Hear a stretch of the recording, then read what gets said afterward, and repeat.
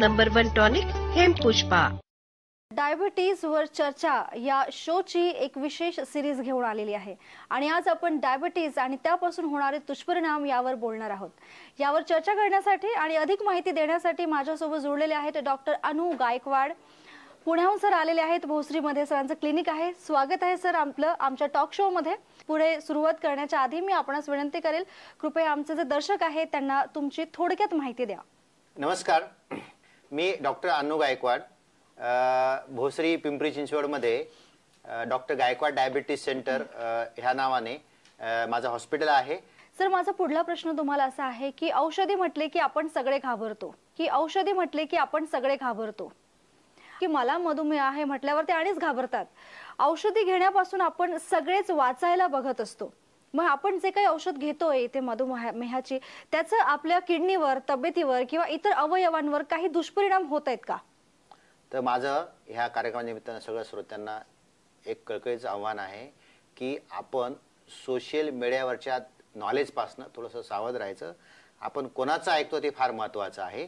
तर लक्षात घ्या की मधुमेहीच्या औषध गोळ्यामुळे किंवा इन्सुलिनमुळे किडनीवर परिणाम होत नाही, हा फार मोठा गैरसमज आहे। औषध गोळ्यामुळे किडनीवर परिणाम होत नसतो।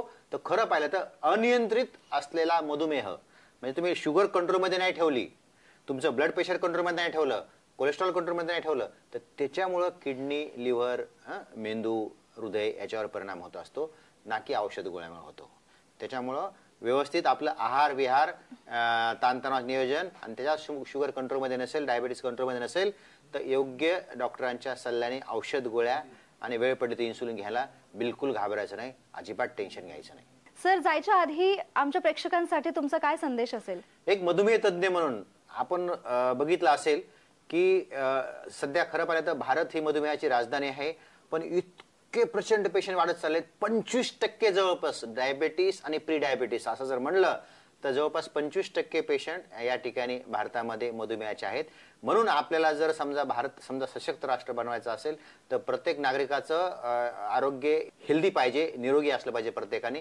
त्यासाठी मधुमेह होण्यापासून वाचण्यासाठी मी तुम्हाला परत सांगेल की एकतर आहार विहार, व्यायाम, ताणतणाव विरहित जीवनशैली, लाईफस्टाईल चांगली पाहिजे आणि ज्यांना मधुमेह असेल त्यांनी योग्य डॉक्टर सल्ल्याने म्हणजे औषध उपचार घेणं गरजेचं आहे की जेणेकरून आपण या ठिकाणी मधुमेहापासून जे होणारे दुष्परिणाम असतात, डोळे असतील, किडनी असेल, हृदय असेल, पायाच्या नसा असतील, याच्यावर दुष्परिणाम होण्यापासून वाचू शकतो आणि आपण हेल्दी राहू शकतो। तर परफेक्ट कॉम्बिनेशन आहे आणि आपण स्वतःच्या कुटुंबासाठी, स्वतःसाठी, राष्ट्राच्या प्रगतीसाठी नक्कीच हातभार लावू शकतो।